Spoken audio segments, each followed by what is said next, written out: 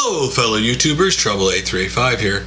You know, since we've had so many great games coming out this holiday season, you want to call it Hit Me or Just Come to Me or whatever you want to call it, but we are entering the last 2 or 3 years of these generations of systems right now, current generation, and we're actually hitting what I call the greatest games coming out this generation, last 2 or 3 years. Listen, let's start off with the Wii. The reason why the Wii did so incredibly well when it first came out, which, by the way, I'm hearing people, all these, video game journalists who are intelligent and have integrity, say the Wii U is going to bomb, just like they said the Wii was, though they would never admit that they were wrong and the Wii was very successful. Listen, the reason why the Wii was so successful was quite simple. It appealed to the non-gamer / family casual video game person. It did not appeal to the hardcore gamer because Nintendo could not be successful that way. Listen, when the GameCube life cycle ended, I and everybody else thought, how was Nintendo going to survive? How was Nintendo going to survive with the PlayStation 2, life? And when Sony went to the PlayStation 3, how are they going to screw that up? They're going to be dominant, right? Microsoft's in the market. How is Nintendo, little non-conglomerate company Nintendo like the other two, going to survive? And Nintendo did the only thing that would make them stick out, and that was make an entirely different gaming experience than that was available with the other two systems. And it appealed to people who never played games.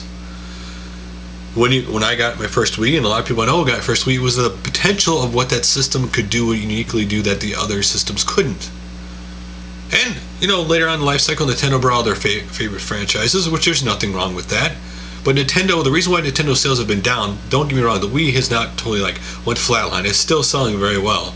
It's just not number one and dominating like it was. But that couldn't keep up. I mean, the Wii has saturated the market. You can only sell so many. But Nintendo lost the potential. They never lived up to the potential of that system. They quit making games for the casual non-gamer, and they lost the people that were buying their system. Listen, it's not Nintendo's fault that all the third-party developers decided they were only going to make mini games for it. The only developer I know who made a serious effort to make games for the Wii was Sega. And of course Nintendo. And of course this generation we had the Xbox 360, which I think we're right now beginning to hit where they can't get any more out of that system. I think they're starting to hit the wall with the graphics. You can only do so much with it. Let's be honest, the 360 has kind of gotten what I call the lucky system this life cycle. The fact that Nintendo didn't want to embrace online and that Sony had such a bad start, it allowed Microsoft to work on the Xbox Live. And the Xbox Live now has obviously got so much content in it and so robust that that's what has kept Microsoft become number one. Because if Microsoft did not have that, and it was just a system without any multiplayer, with the way the systems failed, it would bomb, right? I mean, but the multiplayer is what keeps people coming back to that system. I mean, they've gotten the shooters and the there's no other system that tops the multiplayer experience on the 360. One of the coolest things. I do hope next generation that Sony or Nintendo challenges them, because I don't think they should be comfortable. And then you move to Sony. Sony is unique because they started off so badly this generation, right? They did everything you could possibly do wrong. The price was incredibly too expensive. I originally thought the PS3 would be the Neo Geo of this generation, be an incredibly graphic intense system, but bombed because the price was too high and the average person couldn't afford it.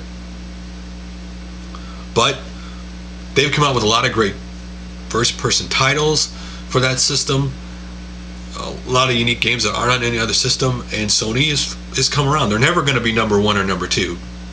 I know, even though if you look at the worldwide sales, they're only less than 2 million away from, ironically enough, the 360 in worldwide sales. But here in the States, they're never going to be number one or number two. Once that mentality in the public gets about your system, it's hard to change it. And then with the whole PlayStation Network going down thing, that made it worse for Sony.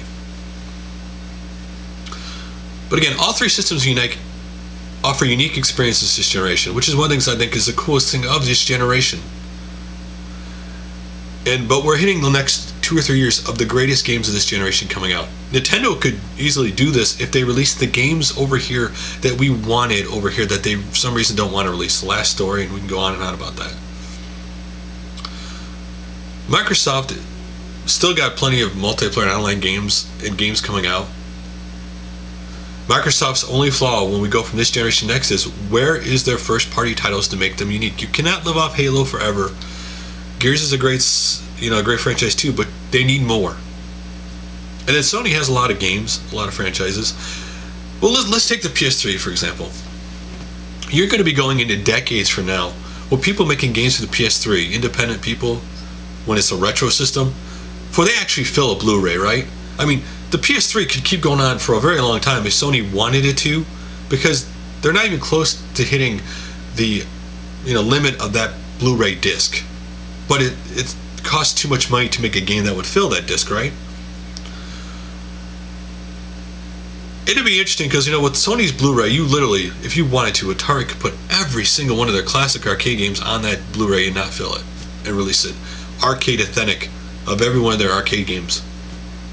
Or any other arcade company could literally put all their arcade games on a Blu-ray and probably not even come close to filling it up.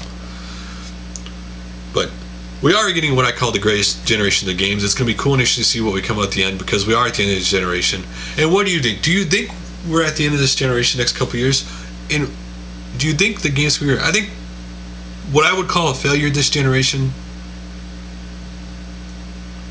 if Microsoft, again, like Nintendo with the Wii, does not live up to the potential of Kinect.